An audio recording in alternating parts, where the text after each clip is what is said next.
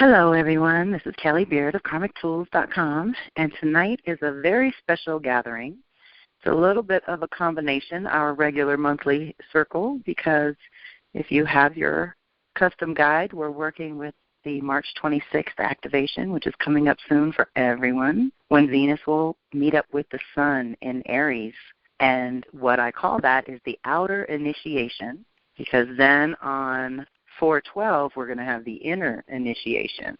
So when she contacts the Sun, it's about what we present to the world. When she contacts the Moon, it's more about our internal emotional default settings. But they're both happening in Aries, and they're both the complement to 9 months ago when we had our outer and inner initiations both in Gemini. So we are getting together for the midpoint in an 18-month cycle that's very, very special. And I want to tell you all about it in a minute. Let's relax into our space and open to receive and just do a little bit of breath work to anchor and unify the circle, bring us together. As I said, I know people are still chiming in. Welcome, welcome. Thank you for being here. And those of you that receive the replay, I'm sure it's all in divine time and order. So hopefully you have a cup of water, tea, whatever you need to be comfortable for the next hour and 15 minutes we might go. We have some great divinations and some new storytelling from a different book to get into and lots to cover. So thank you all for being here. I invite our benevolent angels and loving ancestors and personal animal guides and helping spirits to be with us tonight. We each have a powerful, invisible team of support, and it's even more potent when we bring them together like this. So as you take a deep cleansing breath, initiate that connection above, below, and at the heart, and just be here now. With deep breath in, and hold and release. I want to honor the direction of the east and the initiation point, where we access the inner wisdom of the mind and the element of air. I want you to make that connection to your heart chakra and a beautiful emerald green crystal, thinning with light, expanding your heart, connecting you to your breath, the element of air, and take a deep cleansing breath in right there. Deep breath.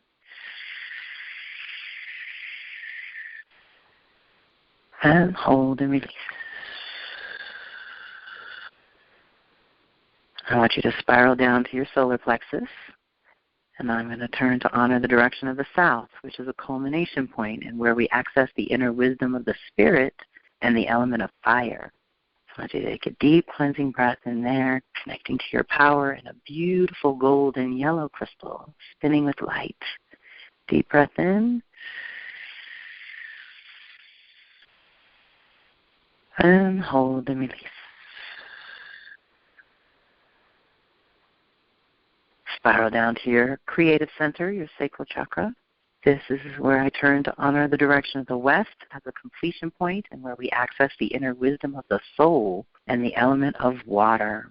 So deep breath in, connecting to that creative flow, energetic flow. Deep breath in.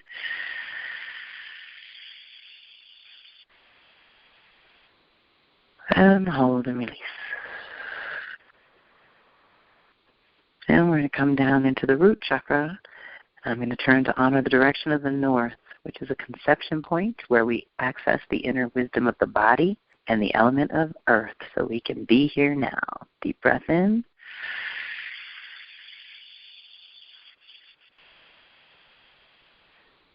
And hold and release. Okay, welcome, everyone. Thank you all for being here at this midpoint in an 18-month cycle with Venus, our sacred feminine, and the part of us that works with our values and priorities as they evolve over time. That's one of the big deals about working with her cycle is we get conscious about it so we can stay in tune with our own values, our personal priorities, and not get swayed by the culture or our conditioning or what's going on around us or any of the storms of chaos that are swirling. We know that's always part of it. But I want to start out with a little groundwork. I mentioned this before we got on the recording, that this call needs to honor both the Venus Circle and the monthly work that we do each month, and also honor those of you dropping in and just hearing about the Venus cycle maybe for the first time. The other thing is it's a really good reminder time for anyone that has been following along for us to check in and do what I call the midpoint assessments. So the idea is Venus cycles an 18-month cycle, and we do 9 months of release work. We come to this midpoint and prepare ourselves to do 9 months of reclamation work going forward, which puts us right at the end of the year, beginning of 2022.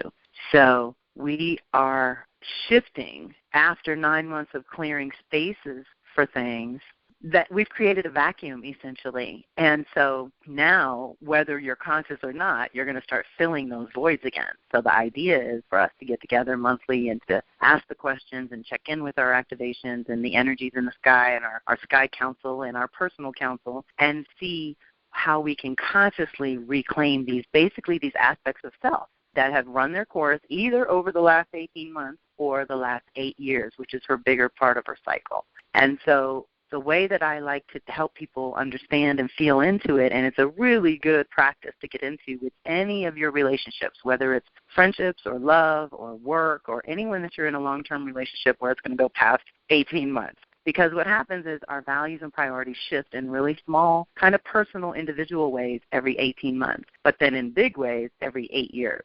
And that 8-year cycle seems to coincide pretty consistently with marriages or birth or moving or taking a job or quitting a job. It's because our values shift and all of a sudden our life is different. And if we were more conscious of it or in rhythm with the cycle, then we can co-create a lot more consciously. So let me give you a little background. I started this in 1999, exploring the Venus cycle for myself in my own personal journals. And I just took note of when Venus touched any planets in my chart and how that felt and what happened. And you start to realize that she kind of hits the same zones and the same areas in a rhythmic annual pattern that you can start to get used to, you can start to recognize. And the thing is, she hits the same planets in the same order. And if you have any conjunctions of planets that are next to each other or planets that are in angles, which are called aspects to each other, then when she triggers one, she triggers them all. And once you sort of understand that part of yourself, right, then, again, co-creating gets more magical. You become more conscious. You stay more locked in or, let's say, dialed into your own values and priorities, no matter what's going on around you. And so we work on our love, money, and magnetics in this circle. Your relationships and finances are really her domain when we want to simplify it. But the truth is she's all about that essence that connects everything that we love, everything that we cherish, everything that makes you feel good, beauty and harmony and peace and love. That's all Venus's domain. And, again, she's our sacred feminine. So we want to look at her and understand what she's, let's say, animating or activating within us when she's in her earthy phase of Taurus, where she rules Taurus. And many of you might have these placements already and understand and have a familiarity with it. But if not, or if I go over anything that doesn't click, feel free to email me directly with any questions. But she rules Taurus and Libra. And Taurus is an earth sign and Libra is an air sign. So when we're in our bodies with Venus, it's about food, sex, and money, basically, and your kinship with your body and with other people, and that pleasure and sensuality, physicality, fitness and well-being, and just basically being comfortable in your own skin and radiating your beauty, that unique essence that is you. When we're going at it from the Libra side, then it's a little more intangible. That's when we get into the idea of harmony and peace and the essence of things that we can't really, they're not tangible. But I always think of music because it transcends language.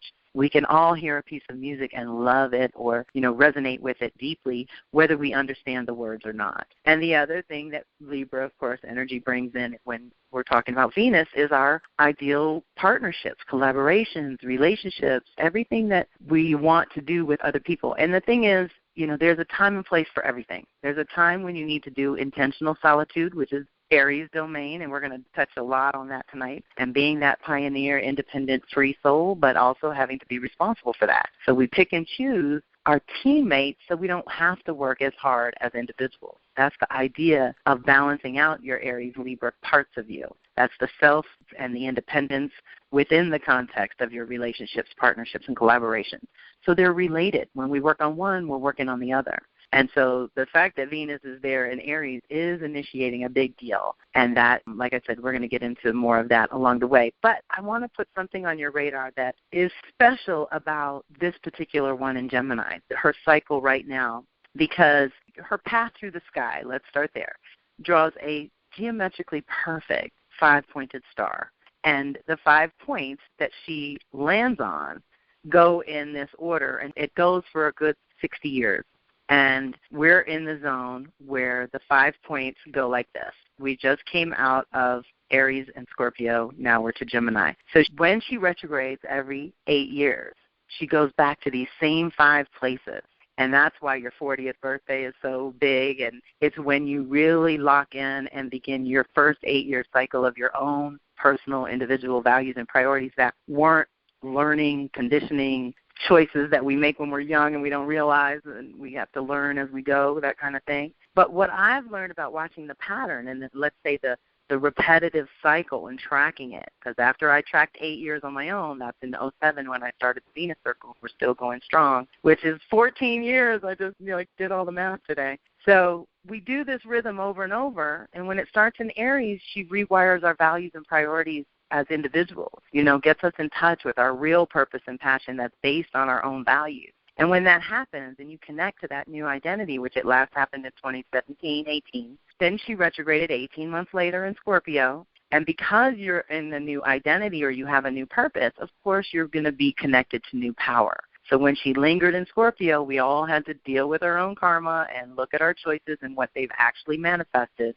and look at how we're channeling our power and resources and get in touch with this new level and again, have access to new power because we're basically activating a new identity. Now, once you do that, we come to here and now, 2020, when she retrograded in Gemini, and once you know who you are and you're connected to new power, then all these options and opportunities start to present themselves automatically, effortlessly. It's nature. And so that's where we're at in the current cycle. And we talk about how this is an exploratory time where it's not that you can't commit to certain things. It's just you might have already noticed in the last 9 months, everything you try to commit to doesn't really take off the way you think it woulda, coulda, shoulda. So that's part of the shuffling and the reorganization, and what Gemini and Sagittarius bring to the table is that learning and teaching aspect. So everything we're doing in this cycle is about changing our own narrative and telling a new story is the theme we're going to get into because it's the overriding theme of the whole cycle. But then check it as we go forward from this Gemini cycle, and like I said, January 2022, the end of this year, beginning of next year, she's going to linger in Capricorn.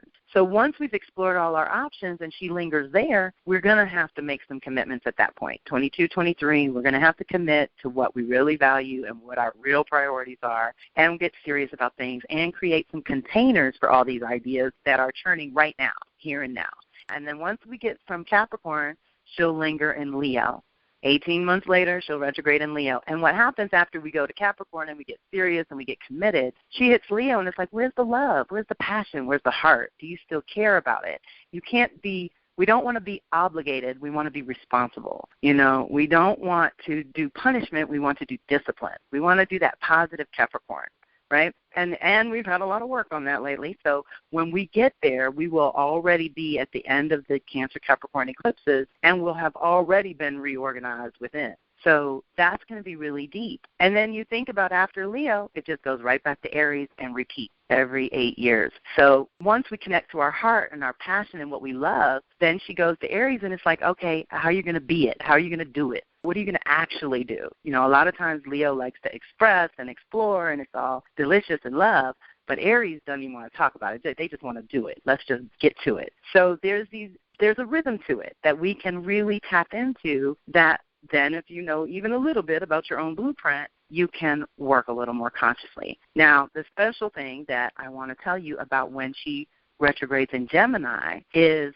something to do with our overall social, collective, cultural evolution of human consciousness specifically. So we need to think about that as what 2020 did. It awakened a consciousness and expanded our understanding of the world of humanity itself and how we communicate, how we express, and all of that. And so in 2004, she retrograded in Gemini, And in 2012, 8 years later, she retrograded in Gemini.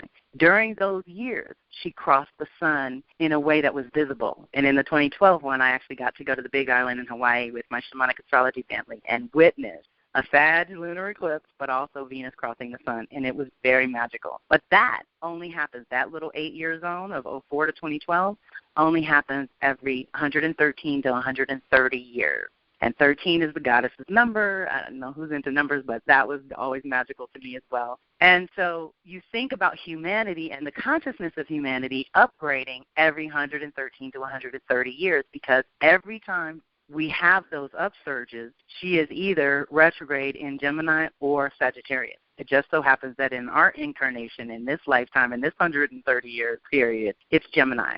But I want to take you through a real quick review from the 1500s forward, which the 1500s, when she retrograded in Gemini and crossed the sun, again, it was visible. It also came about at this first circumnavigation of the globe, where humans realized, the ones who believed it was flat, found out that's not true. And people started to realize there's a whole world of humans out there. So our social collective expanded in a big way back then. The next time she did it, 130 years later in the 1600s, it was the first national mail service. So again, we're connecting each other from all over the world in various ways of this human connection that's so important, and our consciousness and our social awareness and how we do all of this. Upgrade. Now, let me say, in the 1500s, she was retrograde in Gemini. In the 1600s, it was Sag. So you're also going to notice this alternation going on, because in the 1700s, she's back to retrograding in Gemini. And it was the first international scientific collaboration where I think it was 77 scientists got together to witness the Venus crossing the sun, what we got to do in 2012. Then in the 1800s, she was retrograding in Sag, and it was the first world post telegraph telephone energy. So now we're really connecting.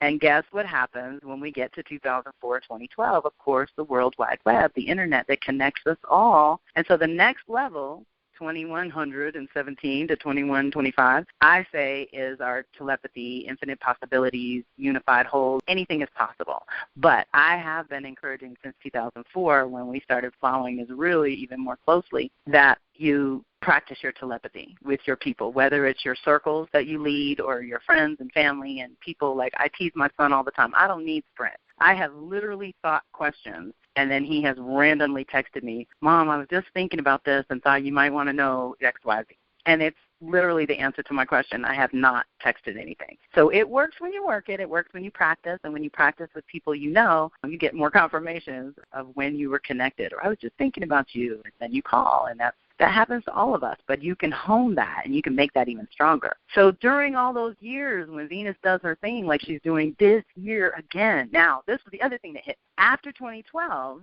this is the first time that she went back to Gemini. So we're literally only one cycle into this new level of consciousness that 2012 brought about. And most of you know I'm so into cycles and patterns. We did a lot of talk about that. I've got some other audios for 2012 stuff that came up. But it was also that reset of Earth's 26,000-year cycle, the 5,000-year Mayan calendar. Now we're looking at the Aquarian age coming in, which is about 2,500 years. So there was a convergence of multiple big cycles in 2012 that we literally are only 8-9 years on the other side of. So we're still learning about these new levels of connection that are very, very real, but we need to learn how to work it. So we've always innately sought community and wanted to explore other cultures. Like, that's just our nature. Diversity is what works on planet Earth. Any kind of one thing doesn't always survive that long.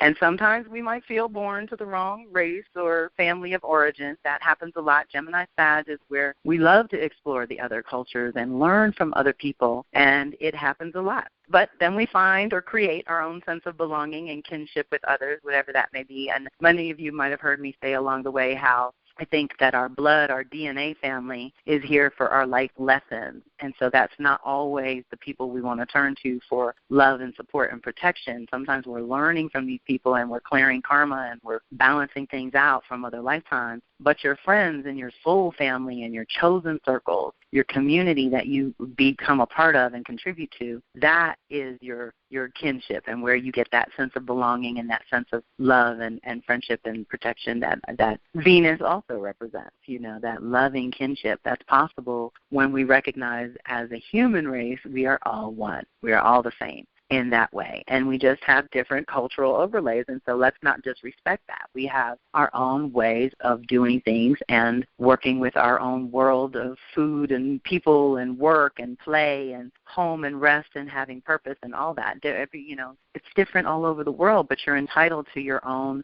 version of it. So how we relate also evolves, as do our moral, spiritual, and financial values. So that's another way that you can get in rhythm with it every 18 months. Just kind of check in with yourself. Do I still want to, what's big right now is all the little auto pay things we have to do now, right? That's a new thing in the last 20 years where they put you. But I think you should be reviewing those things. And if Venus rules your money, then you go in and look at these little auto pay things subscriptions that you go with and see if they're still valid, if they're still feeding you, if they're still good for you, because every so often your values are going to change, and you might not think about it until something goes wrong. That's usually what gets our attention. All of a sudden something doesn't work. So we're looking for that radical shift here, getting that reconnection to your own beauty, nature. If you're in real nature, it's an automatic reconnect to your heart. It's an automatic connection to 5D, to be in nature. It lifts your frequency. And you want to always do that before everything else you want to do. Just always raising the vibe. And Venus is good for that as well, and it helps us maintain that higher vibration. So we're moving into little specifics here. Let's get down with Venus in Aries and our theme for tonight specifically, and for our midpoint, because this is our check-in. And like I said, the outer initiation, when we look at what we present to the world, we look at what fuel we're burning at this time, where's our source energy coming from, and what's lighting us up from within. And again, where have the values shifted? What have you really, truly released over the last 9 months? And think about where you were in June of 2020, because that is our reflection point. That's where we did our release work that prepared us for here and now, right this minute, to reclaim this Aries independence and courage of our convictions and that new passion and purpose to guide us forward. Now, like I said, our overall theme for the whole 18 months is Storyteller. And in your post-call goodies, there will be a 3-page PDF that has the 3 different archetypes that are our guiding forces for this cycle. And the Storyteller is all throughout. And so what I did was, for the first 9 months, we had Storyteller release keywords. So here's what we released about the Storyteller was gossip, lying, distorting the truth, embellishing, confusion, misleading others, fear of the truth, self-betrayal, living someone else's story, withholding information, no voice or not having a voice, retarded or not evolving and learning from life experiences, so your growth is retarded, creative blocks, and no imagination. That's all the shadow storyteller that's out of here. And now we're reclaiming the positive storyteller is vision, imagination, expansiveness, value of all cultures, truth, creative fire, inspiration, education, learning, and consciousness. They're all related. How we learn and grow our consciousness. The sage, wisdom, visualization, intelligence, faith, meaning, wit and wisdom. I used to have an article called that. Good judgment, long view, big dreams, and aspirations. So this is where we've spent 9 months letting go of the old story, and we're moving toward 9 months of telling the new story. And the idea is just at this time you start thinking about what new story you want to tell. And it'll probably take a month to 3 months to get that cooking. And it'll start to evolve, I think, by May, June. And you'll start to really know what your new story is. And as that starts to take root by fall equinox, we're going to start segueing into, once she hits Capricorn, which is, let's see, when is that? November, December, both our activations of her and the moon connections are going to be in Capricorn. So we're going to start diving in. But what that means when we get to the root chakra in Capricorn is that we want to have something informed. So I love catching people on this front end of the 9 months so that you can set your own intention to have at least one goal that has to do with your own values and priorities right now and how they've changed over the last 9 to 18 months, and think about what you want in form, what kind of container you want to create. Like some people might be working on a website, that's a container. Or writing a book, an author, pours things into that container. There's all kinds of creative containers that are possible. And when your story changes and when you start living into the story with new characters and new plot lines and new directions, then you have new needs and desires as well. And the midpoint is the best course-correcting time. So if you have some catching up to do with your release work, that's fine. You're totally covered. But just know that you're also supported for this forward movement as well, and to be as conscious about that as you possibly can. Now, when we released cleared space for this very activation, we were actually in, was that dilettante and the red shoes. And what that was about was a dilettante for out in the world. Again, this was the shadow. This was what we were releasing. Any amateur, rookie, superficiality, imposter, dishonesty, valuing looking right rather than being right, disconnected from the depths of your soul, exaggeration, uninspired, non-committal, expecting more respect than you have earned, apathetic, and uninitiated. That's shadow dilettante. And that's what we cleared so that right now we could claim pioneer, which is our independence, courage, adventurous spirit, playfulness, power, strong masculine, which is the part of you that negotiates on your own behalf, holds your boundaries, and gets your ideas in the world, your sovereignty, leadership, ingenuity, industriousness. We're really getting creative. That's what the pioneer is all about. Positive energy, creativity, resourcefulness, self-sufficiency, and clear direction, right? So if we've let go of any of that superficiality so that we can now be what we aspired to be. Like there's no more talking about it. Gemini likes to talk about it. Aries likes to do it. So this is where we're shifting from talking about it to doing it in a lot of ways. Back then we had the red shoes, which is a challenging story from women who run with the wolves. Keywords are looking right again, but not feeling or being right. Cravings, famine, letting other or outer circumstances control you. That inner disconnection or loss of connection to joy, sneaking a life, that kind of double life we tend to do if we're starving for something that we can't seem to get accommodated for, which can be a trap, obsessing over something, lack of life, vitality, hungry ghosts, again, hungry for things we can't identify, famine, addiction, excesses, tricks that we only fall for when we're imbalanced within, normalizing the abnormal, lack of soul in your public life. Okay, remember we're with sun contact, and serving two masters, detours on the career path, shadow rebellion, when you rebel without evolving. So we cleared all of that so we could come into the woman clothed with the sun, and her keywords are feminine consciousness, potential, balanced inner masculine and feminine, ancient power and wisdom, your destiny, that's guided by the sky pattern. I love that. Love, conscious femininity, awareness of lunar and solar rhythms, inner sight, birth of a new consciousness, active imagination. We got to imagine our new purpose and passion. Strength, new vision, embodied wisdom. That's a big one right now. Embody your wisdom. Spiritualization of matter, healing, and love. So we're going to read some from that book tonight, and that's going to be so wonderful. So overall, as you reflect on all that you released in preparation for the reclamation process, give yourself credit for coming this far. Consider the overall Gemini theme, but now there will be a strong Aries sub-theme that kicks off the reclamation.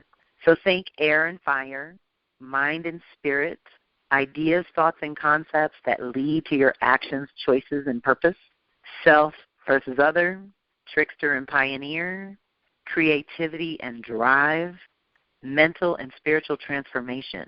These are all the things we've been able to gain access to through this cycle. And again, you could have been with us or not. It doesn't matter. Venus has been moving through these energies and stimulating everyone along the way.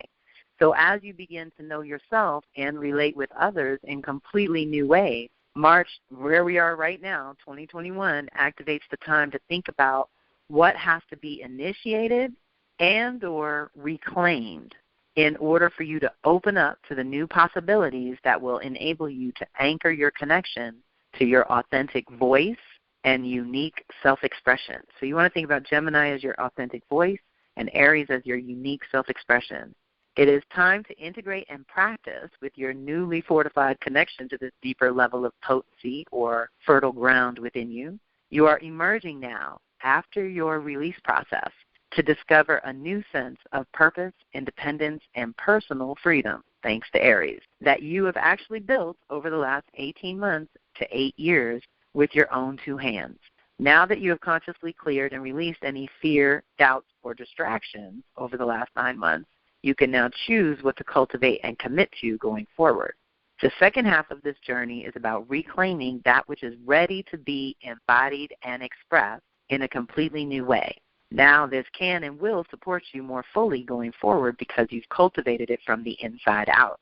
This meeting with the Sun on March 26th will initiate the reclamation part of the cycle and give you an opportunity to define these terms and answer some questions. Once again, now there were some questions at the beginning of the cycle that I put out there, and these are also in your tools and your post-call goodies.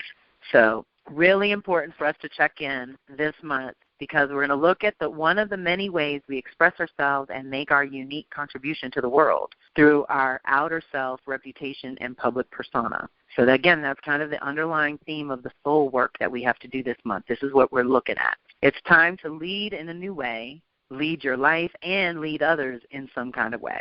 Reflect on 2012. That's the last time she did her thing in Gemini and had a cycle similar to this. And acknowledge who you were and what you offered back then, publicly or privately.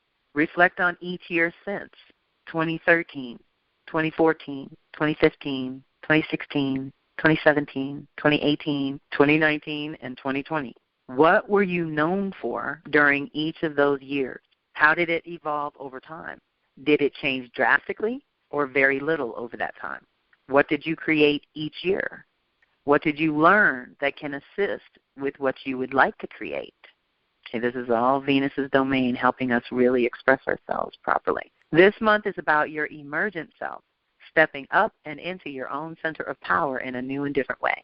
It's time to connect with your higher purpose, larger goals, and new ambitions for the future. You've cleared and released blockages to your consciousness, ideas, thoughts, and concepts, and honored your evolution along the way. You have renewed access to your higher consciousness, and now you are tapping into your individual purpose and place in the world.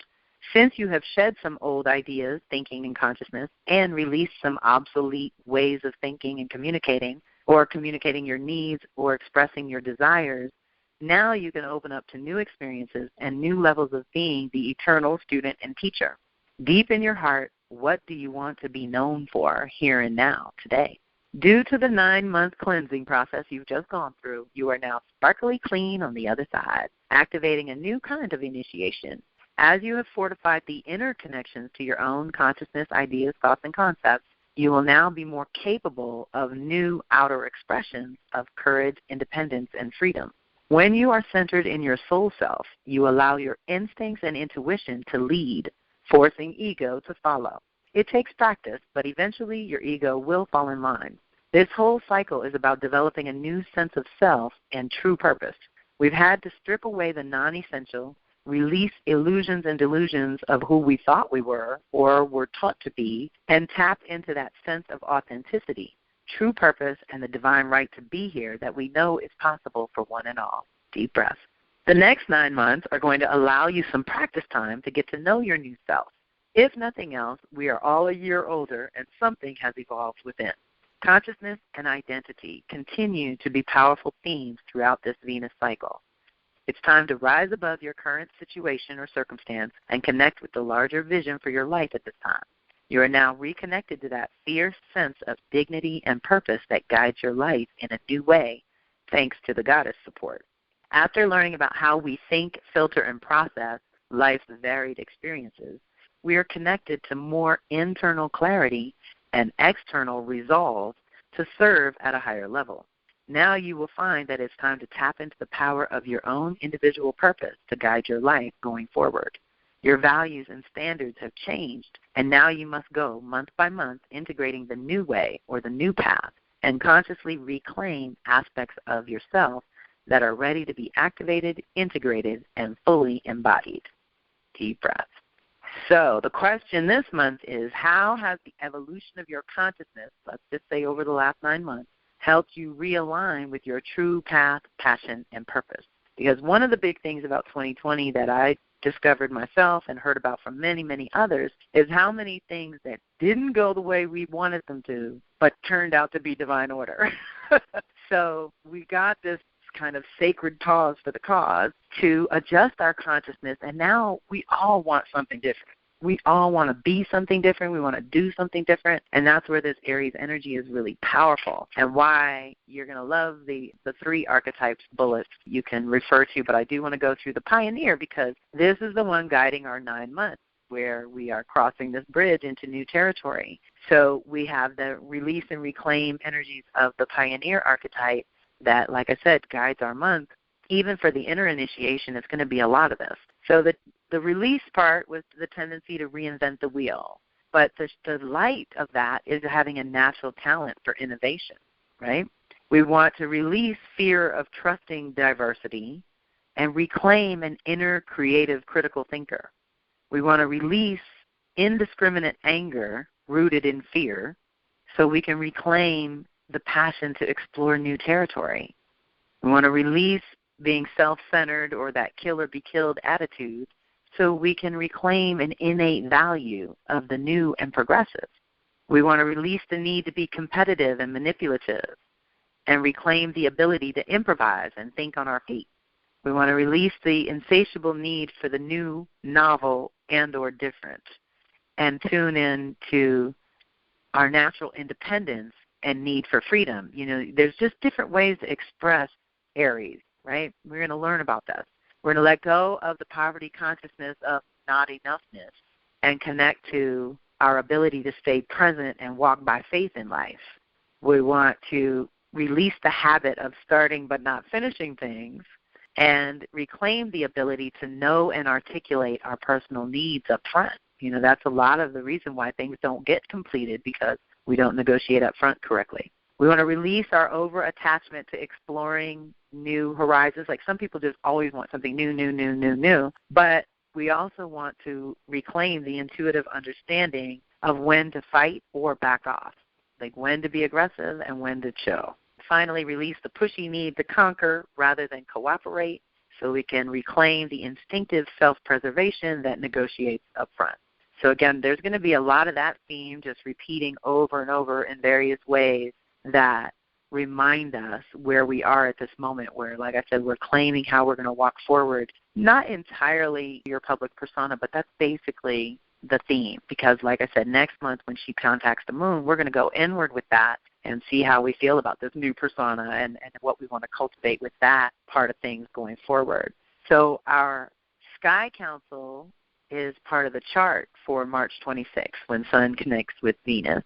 And we have so much juicy additional support from so many different directions. So let's just start with Pluto in the first house, giving us energy for transformation of self, identity, and purpose right there. But it's also Capricorn ruling the first house. So we want to be responsible for self and responsible for our containers and our foundation and really know that if we're not rebuilding it or building it from scratch at this point, you're about to get started because, again, you've cleared out so much of the old. Now, you know Jupiter and Saturn are in Aquarius moving through, but they move at different speeds. They're falling in the second house, so we have these new values and priorities, but we also have these new roles and responsibilities behind that. So Saturn wants to solidify and do the work, and it's all pretty literal step-by-step processes, whereas Jupiter wants to expand and connect to the blessings. So we're in a zone where we have some miracles that are possible, again, if you're clear about your values and who you are.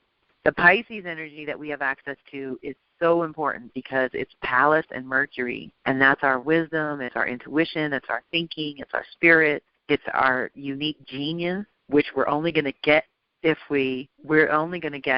to connect with if we trust our intuition and we have some sense of a spiritual practice, if we have some sense of a connection to God or a higher power of your understanding. So as we're able to do that and connect to our imagination, we connect to the wisdom that supports our lives, that allows us to have that beauty and harmony and peace in our everyday world. Of course, Neptune's living in Pisces for a while, so we've been saying we're just looking for that new dream. And in this case, it falls in the third house, so we want to express this new aspects of our imagination that we're just coming in contact with. But it's definitely time to dream up a new self-expression. And the thing about our Aries, where our activation is, again, all the Aries is in the third house of how we express ourselves. Because it's the sun contact, I'm going to go back to saying it as how we express ourselves generally in public or with other people versus in private alone. So what's juicy about this is Chiron's in Aries and Sirius is in Aries. So we are nurturing ourselves in our identity and purpose and passion. We're healing something that has to do with our identity, purpose, and passion, and we're learning something about ourselves that's going to help us go even further. So that is lending weight to our Venus-Sun contact in a big way, and Chiron's closest. So we definitely are doing the healing, education, and transformational soul work with this Venus activation for sure, and it's all tied to how we express. Uranus and Taurus is all about this liberate, awaken, restore your body, beauty, your bank account, and learn how to do what you have to do for yourself so that you can support your friends and family and community, right? Then we have the Gemini energy, which is North Node is generally the direction for us as a social level, and Mars is there. They are conjunct exact degree 13. The goddess is involved somewhere. But we have this new path of creativity, diversity, learning, teaching, writing, and publishing. All of that is available. We are tapping into our creative imaginations. And like I said, your unique genius is available. So give it some energy, give it some time, and tie it to your path and direction. Tie it to where you want to be in the next 3, 6, 9 months. Again, what kind of containers that you want to already have informed by that you need to maybe start doing things here and now. So Cancer rules our 7th house of relationships, partnerships, and collaborations. So you want to ask, do they feed you? Or do you feel safe in your partnerships? I know protecting, feeding, nurturing your, this is the Kellyism, your reciprocal relationships, creative collaborations, profitable partnerships, and flourishing friendships. With Cancer energy, everything's got to feel right. We want to do that in our relationships. Now, the idea is if we have the Capricorn on the identity side and we're responsible for who we are and we're self-contained and we have a decent foundation and sense of self to work with, then we can be very secure and generous and sharing and open and caring and vulnerable and loving and nurturing with our people, whoever they may be. That 7th house is all your kind of primary relationships. Then we have the blessing of Virgo moon. This is March 26th, is really close to Vesta and Virgo. So what is sacred is you and your body, mind, and spirit connection, your nervous system and the various bodily systems that function on their own and have to function together. This is all part of a reset that's going on where you're making your body sacred or making your health and well-being sacred again. And if you're able to do that, then you're able to also connect to some new power and rhythm for your life, because this is also the place where you're going to, because you're stripping the non-essential, you're transforming so many things, and you're stepping into these new roles and responsibilities, you want to have a rhythm to that. So you don't want to go against your own nature in that regard. The other thing about Virgo energy is it is the priestess, and that, again, with that connection to being a spirit in human form, in this chart it's falling in the 8th house, which connects us to the ancestors. So I'm just saying, call them in. Call in whatever you need to help with your healing, education, or transformational soul work that you've got going on. Make yourself sacred. Make your connection to the ancestors sacred. Make your connection to nature sacred. You know, really, this is Virgos, that's the whole deal with Virgo. Things aren't just important, they're sacred. And so we want to look at that for ourselves in a sacred self and sacred emotions way, like where you're really working on your internal default settings. And then basically the South Node, which is what we're supposed to be releasing, which in Sag is dogmatic thinking and that kind of narrow vision and all that, is falling in the 11th house of community. So we might be releasing folks who aren't evolving in their consciousness, you know, that are in our social realm. And we are going to be stepping into some new social realms eventually. But Juno is also there, our divine consort, what we're deeply wedded to in Sag, which means we're deeply wedded to truth and being able to speak our own truth and be authentic with that. But in this case, it falls in the 12th house of subconscious. So this might be where we blurt things out in these relationships that are bubbling under the surface that either we haven't been conscious of or we have and we've been afraid to say it or bring it up. So in this case, you might get a little support for as you're emergent self is coming into being, that you find the right words to articulate what you need to articulate to the people who love you and are close by and are witnessing your transition and transformation. So what I want to touch on here real quick before we get into the divinations, because they're so magical and we're going to have fun with that, is that your Venus reading and custom guide is still valid up until probably August, September of this year. So anyone that still wants to do that, I'm going to offer a special rate to get your book and your reading so that you can know what's going on with this Venus cycle and you personally. And then the Venus Circle, of course, goes on every month to month for $25 a month. The reading and the custom guide will be $125. So you can check in, but what's included in that book is the whole cycle of your personal activation. And this is when Venus touches the planets in your chart. So it's almost like having your own personal horoscope for the rest of the year, basically. So that alone kind of makes it worth it. And you get to see month by month, where's the council meeting happening for you, which house it falls in. It's all customized for you, the individual. We get together in the monthly circle to go over it as a group because we're all experiencing the same sign, the same chakra that we might be working on, and then we go through the story and the divinations together. But our individual books are all customized to where exactly Aries is for you. So in your post-call goodies, especially for my newies and people who are just dropping in, I'm just getting to meet you for the first time, or you're just getting to hear me for the first time, if you entered your birth information, you will get where it's activating you in your post-call goodies after the call. So I wanted to be sure to let you know that was still valid and relevant if anyone has been sort of on the fence about getting the reading or wanting your personal activations. There's ways to get that done.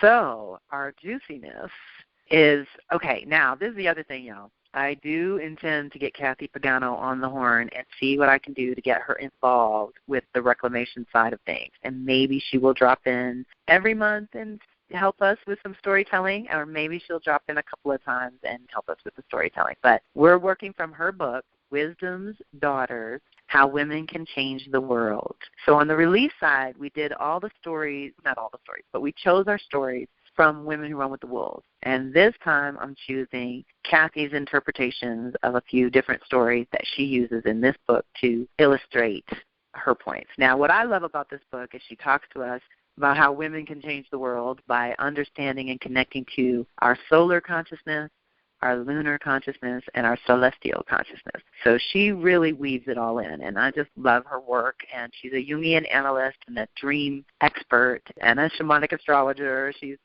pretty amazing. But our guiding story for this one is called Woman Clothed with the Sun. Deep breath. So just open to receive. There's a little message in here for everyone that's unique and customized for you. So the path to wisdom. Wisdom implies knowing how to live in harmony with the world. When I was young, I got initiated by an Indian guru. I was told he knew everything about me by just being in my presence. I always wondered how he did it. Now I know. Being in the moment, fully present, he could pick up on the information from my being. That's what wisdom does. It gives us the invisible information we need to freely choose the right path in any situation. Back in the 60s, I thought I would have to become a saint to achieve this kind of knowing. But we don't have to be saints to acquire wisdom. We have to become self-aware and use both masculine and feminine consciousness. Or we could say use both sides of our brains. Of course, the problem is how to open ourselves to hear the voice of Lady Wisdom.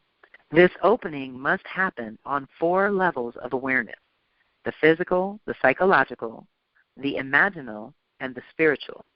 We have to learn to think holistically, which means listening to our hearts as well as our minds, opening to our imagination as well as looking at the facts.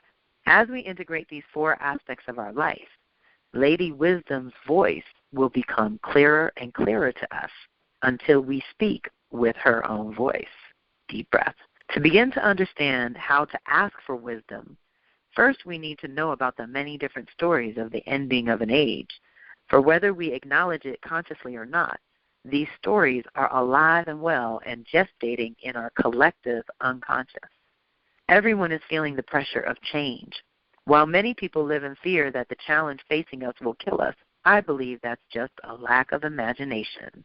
The image of the woman clothed with the sun found in the Christian book of Revelation, shows us the key to understanding how to bring about this great collective transformation.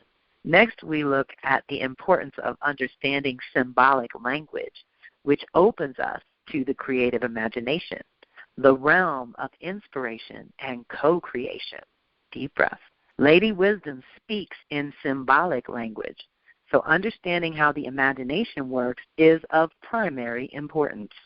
By learning to understand symbolic language, which is the feminine language of the soul, we have access to the rich storehouse of wisdom within the collective unconscious. Then we will discover how to reclaim our true feminine standpoint.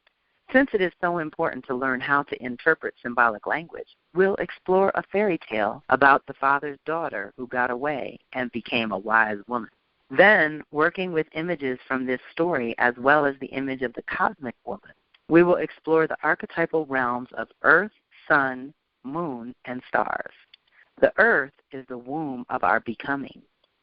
The sun, which is both life-giving and death-dealing, is our conscious awareness.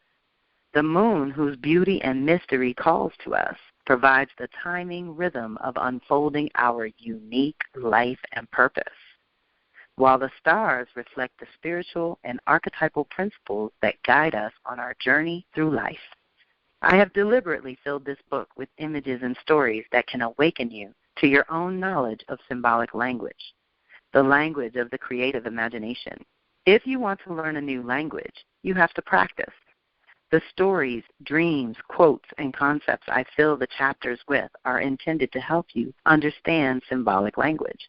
Then we have to go beyond understanding what this image of the cosmic woman means and embody her.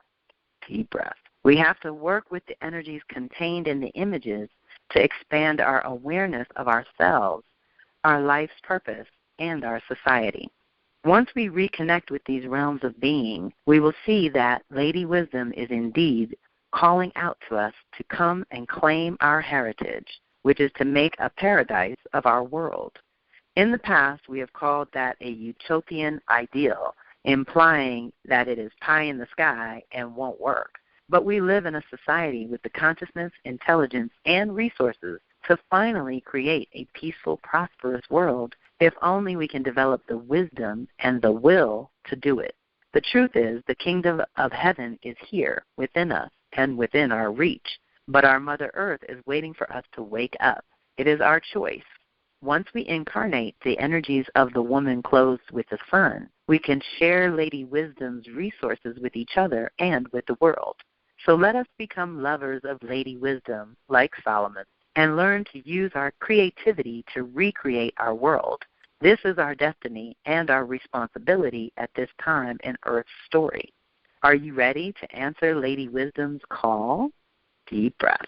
So a woman clothed with the sun from the book of Revelation says, a great portent appeared in heaven, a woman clothed with the sun, with the moon under her feet, and on her head a crown of 12 stars. She was with child, and she cried out in her pangs of birth, in anguish for delivery.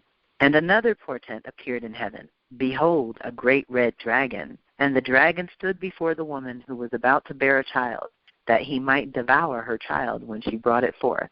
She brought forth a male child, but her child was caught up to God and to his throne, and the woman fled into the wilderness, where she has a place prepared by God. And when the dragon saw that he had been thrown down to the earth, he pursued the woman who had borne the child, but the woman was given the 2 wings of the great eagle, that she might fly from the serpent. Deep breaths. This continues the return of wisdom, the woman clothed with the sun.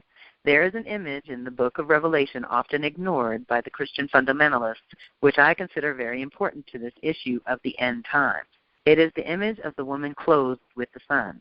She is the pivot point, the crux of the matter, for she gives birth to the divine child, and afterwards the war in heaven against the dragon and his legions brings about a new heaven and a new earth.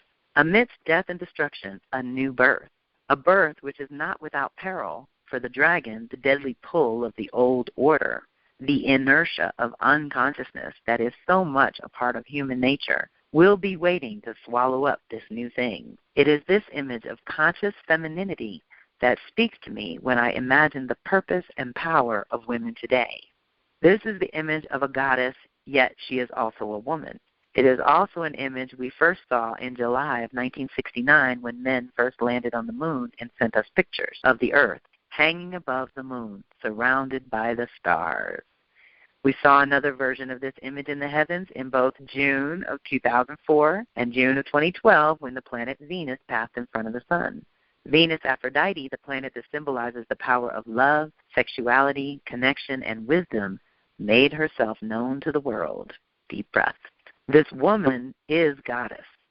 She is goddess, earth, and woman, and all three are laboring to bring new life to the planet.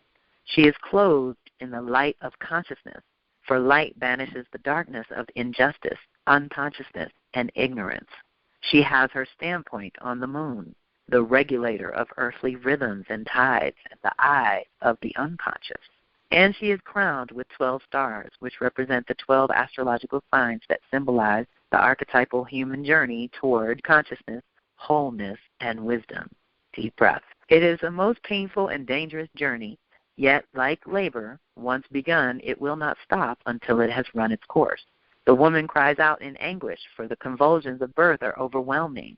The child she is giving birth to wants to be born, and she is birthing something awesome and something new. Otherwise, the regressive energy of unconsciousness would not try to destroy her and her child. This child is what the Christian theologian Matthew Fox calls the cosmic Christ, the awakening to our own divinity, as well as the honoring of our humanity. Eckhart, one of the greatest creation-centered mystics of our own Western spiritual tradition, celebrates the divine presence in all of creation. So this is the child being birthed by the woman in these times by every conscious individual. This is the child of our creative vision for a different future, the archetype of the possible human. It is said that this child will rule with a rod of iron. Iron can represent fetters and hardness, or it can represent strength and firmness. Originally, the child was taken up to heaven because humanity was not ready to incarnate him.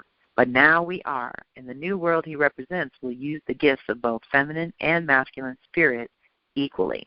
This woman calls all women to our purpose and destiny. It is a time for women to reclaim our ancient powers and wisdom as we deal with the anxieties of these apocalyptic times. These are the powers of inner sight and vision, of empathy and healing.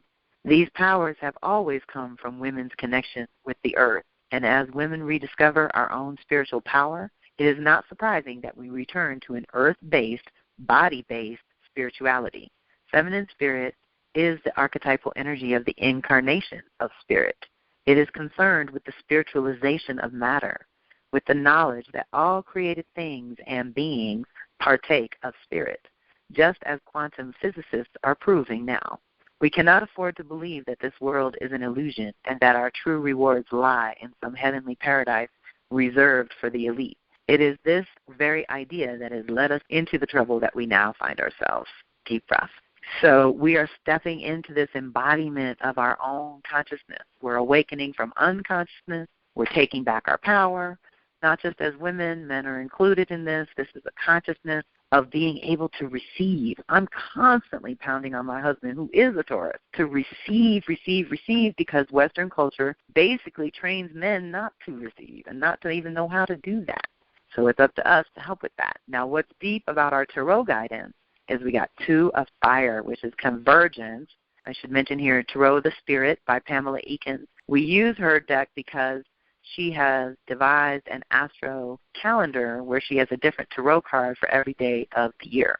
And so for March 26th, the tarot card is 2 of Fire, which is convergence. What I love about her, she combines mysticism and Kabbalah and cosmology, astrology, numerology, just everything. She's so rich and delicious. But her astrology piece is Mars in Aries, very fiery. So open to receive. Again, there'll be a piece in here, something that's just for you. The 2 of Fire is the first understanding of the necessity of connection, the first perception of the fact that you have to want something in order to cure the endless longing. You already know what it means to burn inside. You know the feeling of the internal fire that yearns aimlessly. You know restlessness and boredom. But now, at the Two of Fire, you are making a connection. The connection is important. Trust your intuition. You are experiencing a profound convergence. If you allow yourself, you can now move in a focused direction.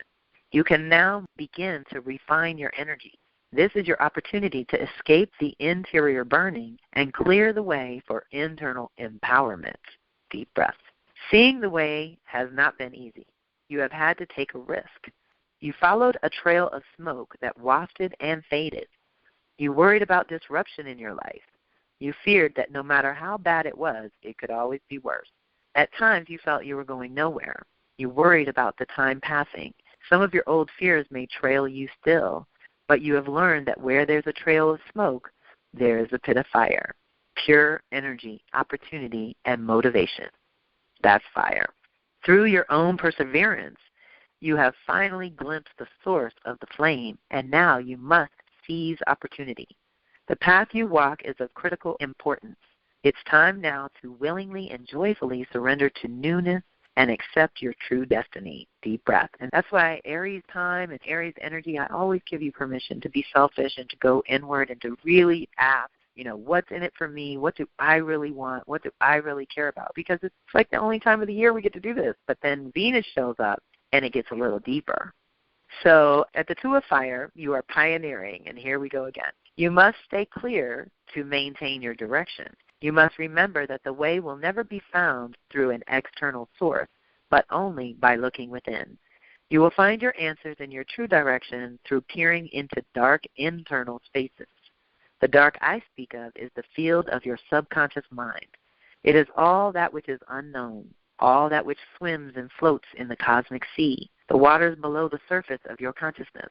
There you will make the most important discoveries and connections of your life. At the position of 2, the 2 points polarize and become clear. The 2 points consist of you and your focal point. Your focal point is the direction in which you must travel. A certain consciousness or awareness of direction arises at the Two of Fire. A new path is formed. At the Two of Fire, you have a sense of duality and duplicity, a sense of inside and outside, past and future, light and dark, above and below. You discover that knowing contrast is one of the major keys to understanding the deep self and the world you inhabit. You know yourself through separating out that which you are from that which you are not. Your inclination is to move toward that which you wish to become. Your inclination is to emit energy, to find the areas of greatest receptivity and fill those spaces. Deep breath. At the 2, the student converges with the teacher. The homeless converges with the home. The seeker converges with the path. The lover converges with the loved.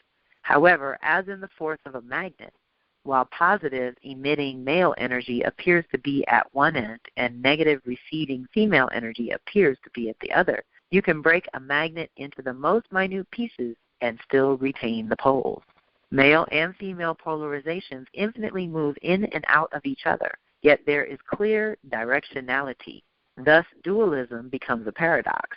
This is the paradox of the fundamental universal forces of yang and yin, which first appears at the Two of Fire.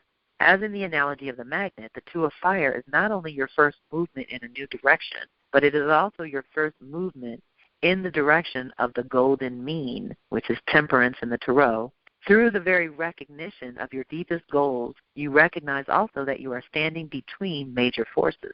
The challenge is to maintain your balance through change and movement. Deep breath. Ironically, in maintaining balance, you find yourself both inside and outside at the same time. You are attached and detached at the same moment. The 2 represents a place at center where yang energy comes into contact with yin energy. This is where change happens, where new forms are created. On the tree of life, the Two of Fire is represented by the sphere of Chakma, the universal masculine father force. He embodies and directs the previously undirected universal yang energy, which is wisdom and light. He directs this energy through moving toward the receptive universal female maternal force, Bina. Chakma is fire, Bina is water. Without the cooling, mediating, and understanding force of the clear waters, the reflective cosmic sea and the subconscious mind, Chakma, the light and wisdom, the higher consciousness, runs the risk of being blinded by his own internal light and consumed by his own eternal fire. Listening to Bina, the internal pool of emotion, provides critical direction for the endless and burning quest for meaning. The tempering question that she poses is, how do you really feel deep down inside? Deep breath. Feelings. We want to think with our feelings these days. As you converge with your major focal point at the Two of Fire, you ask yourself this question: how do you really feel on the deepest level? Knowing the answer is the key to your growth. The male and female forces, although apparently distinct entities and complete within themselves, are capable of uniting and combining forces to produce powerful offspring. The offspring, which are the children of mind and body, result when wisdom and understanding come together as one, the masculine wisdom and the feminine understanding. In the story of the Tree of Life, they symbolize both the external universal forces of male emission and female reception, and the male and female universe within the self. The lesson of the Two of Fire is to learn to move with the burning energy of the male force toward that which is most receptive and tempering, maintaining the internal balance of male and female at all times. Deep breath. So I like that, too, for our energy, because our Venus is our feminine, but Aries is definitely our masculine. Last thing is our goddess, Changing Woman. This is so magical and mystical. Okay, Changing Woman is our goddess to guide us. She is perhaps the most revered of deities among the Native Americans. She is wholly benevolent. It is Changing Woman who gives the people their abundance and who provides the teachings that allow them to live in harmony with all things. In the initiation ceremony of the Navajo women, the initiate takes in the power of Changing Woman so that she might learn the values of love, hospitality, and generosity, and know that she herself is a source of food and harmony. Changing Woman received her name because she can change at will, from a baby to a girl to a young woman to an old woman and then back again. Very much alive today, she is a tremendously nourishing goddess who teaches the wisdom of nature and the cycles of birth and death. So she is our guiding goddess. So deep breath, everyone. Thank you for hanging a little after the hour. I'm going to open it up, see if anyone has any questions. And if not, let me know if you'd like to do maybe a 5 to 7 minute rattle journey to maybe integrate a little bit of this or ask for some medicine. Okay, let's go in. And whew, that was a lot, y'all. We are at the midpoint. We're claiming a new persona, a new story, a new direction, a new path, a new purpose. That's a lot. That's a lot. And we've let go of so much that we might still be in a little bit of an unknown zone where we don't know exactly what the first step or the next step is. So we like to do a little journey with the rattle to go to our happy place in nature and invite our spirit guides, ancestors, animal guides to be with us. Sometimes we have a special guide that stands at the portal where we go into liminal space and ask for these answers, ask for this medicine or a message or a word or an animal, something that confirms a question on your heart or clarifies something we talked about tonight that you just need a little bit more understanding of from your own guides, and what is it that's just for you. All right? So you go to your happy place in nature and take some deep breaths. There's no one there but you and the animals and the trees. And let's go in. Deep breaths.